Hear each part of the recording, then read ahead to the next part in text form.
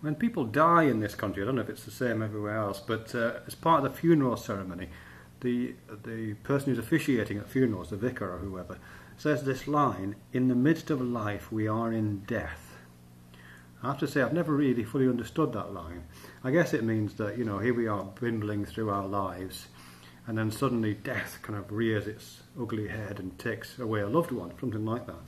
So it's almost like death is this figure that's lurking around every corner, and here we are in life, and death is this figure that comes out and grabs people occasionally. But it's not an image that resonates terribly well with me, I have to say. I mean, if anything, I prefer the reverse of that, which is to think that, in the midst of life, and I beg your pardon, in the midst of death, we are in life. To me, that makes much more sense.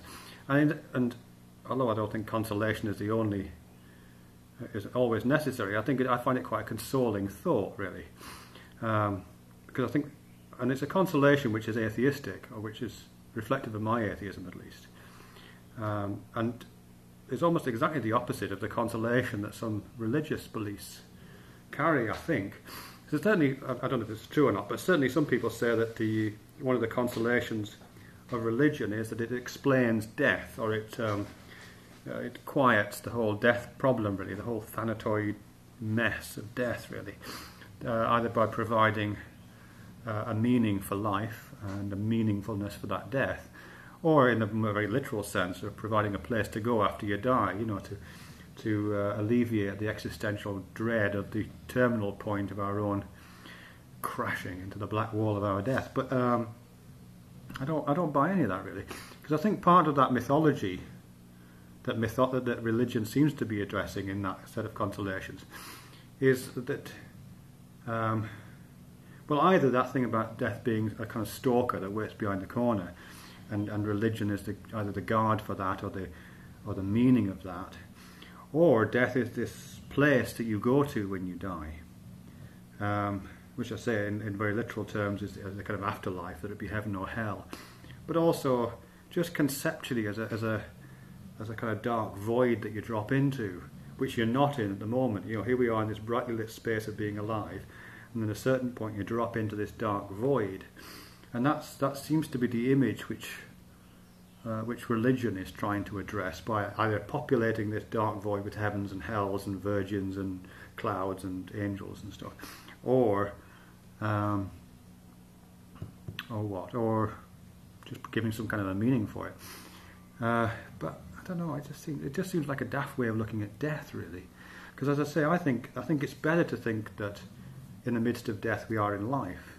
Because all the things that happen when you die, all those processes that take place when you are dead, all those processes that take place in your body, they're all happening already. I mean, the bacteria which will consume you when you die are already in you. I read somewhere, I can't remember what the percentage was, but it was really high, like 70% of the weight of a human body, or 70% of the tissue. Is it 70% of the living tissue of a human body is not human? It's bacteria and other kinds of parasites, or symbiotic organisms.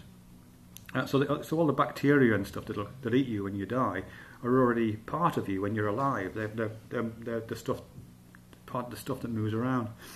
So all that stuff, it isn't a departure from what's happening already. It's just a continuation of what's happening already. I mean, sure, the lights go out and your consciousness goes out, just like pretty much like it does every night, and some other stuff stops happening. Some other complex systems shut down, metabolic systems, and so on. So they shut down, but all the rest of the stuff just continues. All the chemical and not all the biochemical processes, but all the chemical processes and the physics processes just keep going on as if nothing's happened. It just flows right on through you. All those processes of the dead, and I know dead is a really loaded term, perhaps inanimate, or perhaps perhaps physical processes or something like that. All those things continue. So, and just like they are at the moment. I mean, for me, that's very consoling. I am already, to that extent, I am already dead. My body is an inanimate object as well as an animate object right now.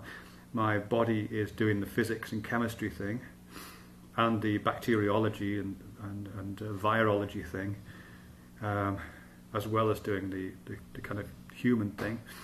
And those processes will absolutely continue. So most of the processes of the dead are already taking place within the body of the living. So we are already dead.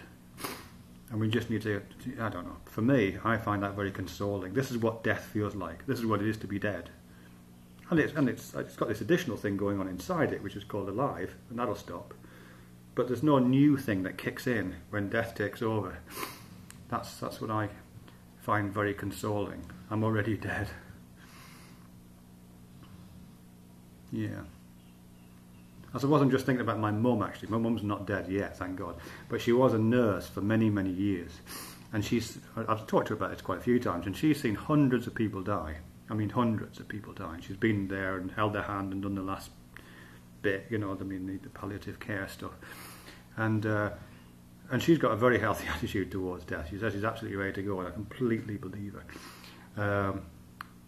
But she always says that, there's often a bit of pain beforehand, but just when people are dying, the pain goes away. It's one of the things that goes away just before you die.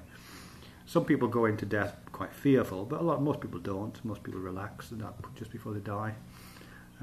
Because all of the systems are shutting down, and the pain system shuts down before the very, very end, and a lot of the emotional responses, like fear, shut down before the end.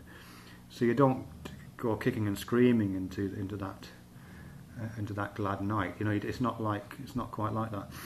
Or maybe she was just being nice to me. I don't know.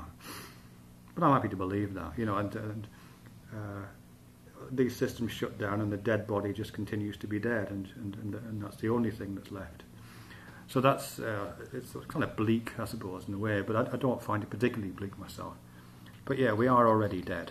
That's one of my atheist consolations.